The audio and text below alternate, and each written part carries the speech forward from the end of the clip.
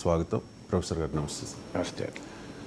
మాజీ ప్రధాని మన్మోహన్ సింగ్ చనిపోయారు సార్. ఆయనకు చాలా మంచి పేరుంది. ఆర్థిక సంస్కర్త, ఆర్థిక సంస్కరణల సారథి, ఆర్థిక మార్గదర్శి, ఆర్థిక వైద్యుడు, దేశ ఆర్థిక వ్యవస్థను గాడిన పెట్టిన సంస్కరణల రూపశిల్పి అంటూ చాలా మంచి పేరు ఉంది ఆయనకి.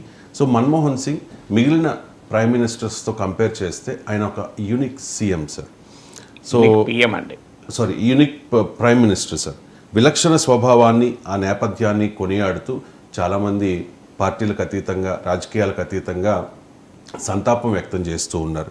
సో మన్మోహన్ సింగ్ జీవితంలో సాధించిన విజయాలు ఏంటి అంటే ఏం చెప్తారు సార్? వాస్తవంగా ఈ తరానికి మన్మోహన్ సింగ్ జీవితం ఒక స్ఫూర్తినిస్తుంది. ఆయన విధానాలపైన, ఆయన తీసుకున్న నిర్ణయాలపైన ఎవరి అభిప్రాయాలు ఏమున్నా ఏకాగ్రీవంగా చెప్పగలిగేది ఆయన లైఫ్ ఇట్ సెల్ఫ్ ఇది ఇన్స్పిరేషన్. ఎందుకు ఇన్స్పిరేషన్ అంటే ముఖ్యంగా యూత్, పిల్లలు బాగా ఆ స్ఫూర్తి పొందడానికి అవకాశం. ఒక కిరోసిన్ ల్యాంప్ కింద చదువుకొని కాలేజీకి వచ్చేంత వరకు షూస్ అంటే తెలియని వ్యక్తి మన్మోహన్ సింగ్.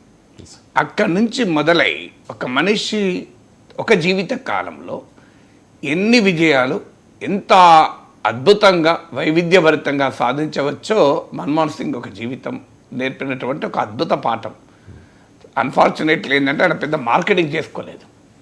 ఆయనకు ఆయన అభిమానులు ఆ రకంగా మార్కెటింగ్ చేసుకోలేదు. కానీ అంతటి లో ప్రొఫైల్ నుంచి వచ్చి కిరోసిన్ ల్యాంప్ కింద చదువుకొని ఒక పేద కుటుంబం నుంచి వచ్చి ఆ విద్యారంగంలో, అలాగే పాలనా రంగంలో, రాజకీయ రంగంలో అత్యున్నత శిఖరాలను అధిరోహించడం అనేది మామూలు విషయం కాదు. సాధారణంగా ఒక్క రాజకీయ రంగంలోనే పేద నేపథ్యం నుంచి వచ్చి రాజకీయ రంగంలోనే అత్యున్నత పదవికి వస్తేనే నిరంతరం ప్రతి బహిరంగ సభలో ప్రతి చోట మార్కెటింగ్ చేసుకుంటారు తన నేపథ్యం గురించి.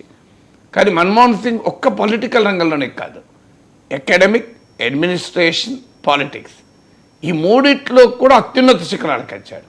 మీరు అకాడమిక్గా తీసుకుంటే ఆయన ఆక్స్ఫోర్డ్ విశ్వవిద్యాలయంలో చదివాడు, కేంబ్రిడ్జ్ విశ్వవిద్యాలయంలో చదివాడు. సామాజిక శాస్త్రాల్లో ప్రపంచంలో చాలా అత్యంత ప్రశస్తిగాంచిన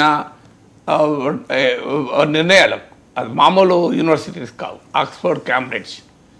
సో ఆసాం అప్పుడు మీకు ఇంజనీరింగ్లో మ్యాసచ్యూసెట్స్ ఇన్స్టిట్యూట్ ఆఫ్ టెక్నాలజీ, మెడిసిన్లో జాన్స్ హాప్కిన్స్ యూనివర్సిటీ, మేనేజ్మెంట్లో స్టాన్ఫోర్డ్ విశ్వవిద్యాలయం, టెక్నాలజీ, మేనేజ్మెంట్ లాంటి రంగాల్లో ఆ స్థాయిలో ఉన్నటువంటి లిబరల్ ఆర్ట్స్లో, హ్యుమానిటీస్లో ఆక్స్ఫోర్డ్, కేంబ్రిడ్జ్ అనేది ఆ స్థాయి యూనివర్సిటీస్.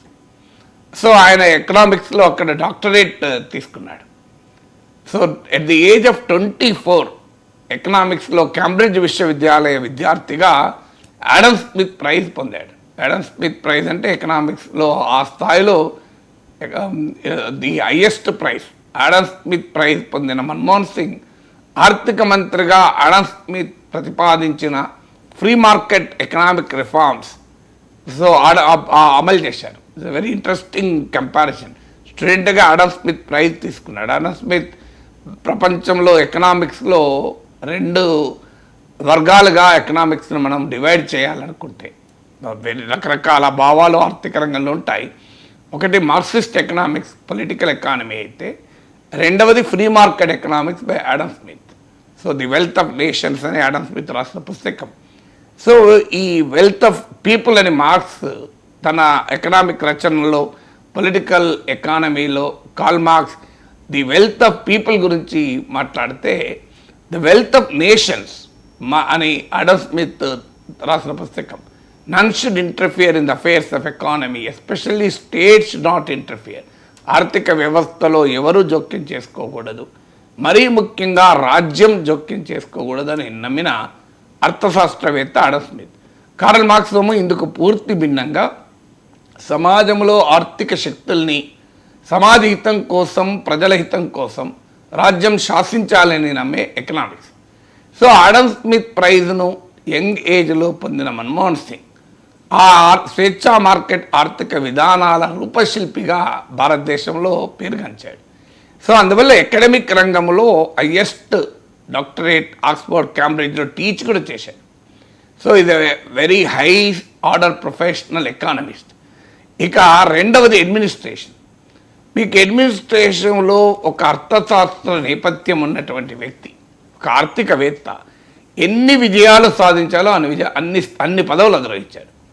ముందు ఫైనాన్స్ సెక్రటరీగా, ప్లానింగ్ కమిషన్ సభ్యుడిగా, ప్లానింగ్ కమిషన్ వైస్ చైర్మన్గా, డిప్యూటీ చైర్మన్ ద ప్లానింగ్ కమిషన్గా, రిజర్వ్ బ్యాంక్ ఆఫ్ ఇండియా గవర్నర్గా, భారత ప్రధానమంత్రికి, భారత ప్రభుత్వానికి చీఫ్ ఎకనామిక్ అడ్వైజర్గా, అంతర్జాతీయ స్థాయిలో అభివృద్ధి చెందుతున్న దేశాల వాయిస్ వినిపించే సౌత్ కమిషన్ నాయకత్వం వహించిన వ్యక్తిగా, ఇలా ఒక అర్థశాస్త్రవేత్త ఎన్ని కోవెటెడ్ పొజిషన్స్ అధిరోహించారు. Planning commission deputy chairman, Reserve Bank of India governor, finance secretary, so ఇక chief economic adviser to the prime minister and government of India. So ఇంతకన్నా ఏముంటుంది చూడండి మీరు.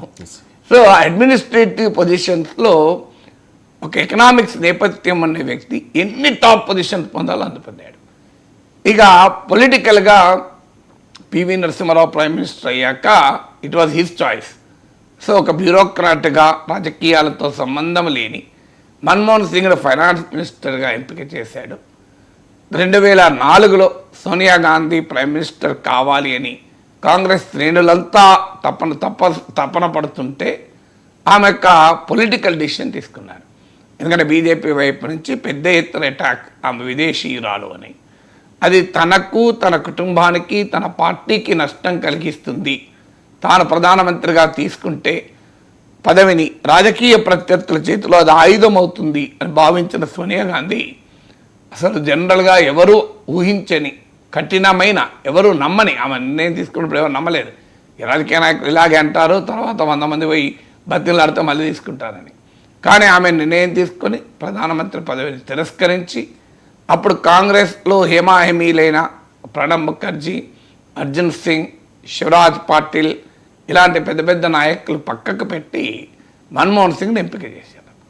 సో అలా మీరు ఫైనాన్స్ మినిస్టర్గా, ప్రైమ్ మినిస్టర్గా, మళ్ళీ 2014లో ప్రభుత్వం కాంగ్రెస్ నాయకత్వం యూపీఏ ప్రభుత్వం పతనమయ్యాక రాజ్యసభలో లీడర్ ఆఫ్ ద అపోజిషన్గా, ఇక మీరు పొలిటికల్ క్యారియర్లు ఇంతకన్నా ఏముంటాయి చెప్పండి.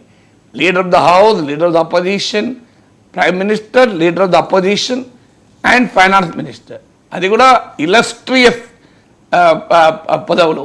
అందులో 5 ఏళ్ళు ఒక మైనారిటీ ప్రభుత్వంలో పివి నరసింహారావు నాయకత్వంలో మెజారిటీ కూడా లేకపోయినా 5 ఏళ్ల ప్రభుత్వంలో 5 ఏళ్ళ ఆర్థిక మంత్రి, 10 ఏళ్ళు ప్రధానమంత్రి, మళ్ళీ leader of the opposition.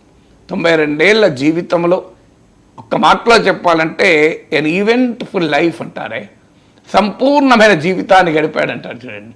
A man who led a full complete life అని.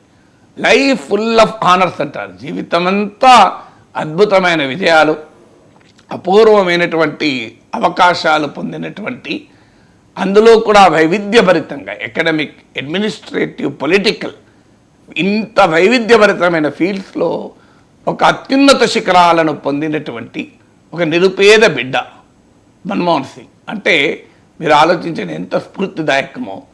ఆయన మళ్ళీ చెప్పేదంతే, ఈ డి నాట్ మార్కెట్ దెమ్, అంతే. ఆయన మార్కెటింగ్ చేసుకోలేదు, ఆయన ఏనాడో అది పట్టించుకోలేదు కనుక ఆయన ఈ స్థాయిలో మనకు తెలియదు, చాలామందికి, సమాజానికి కూడా తెలియదు.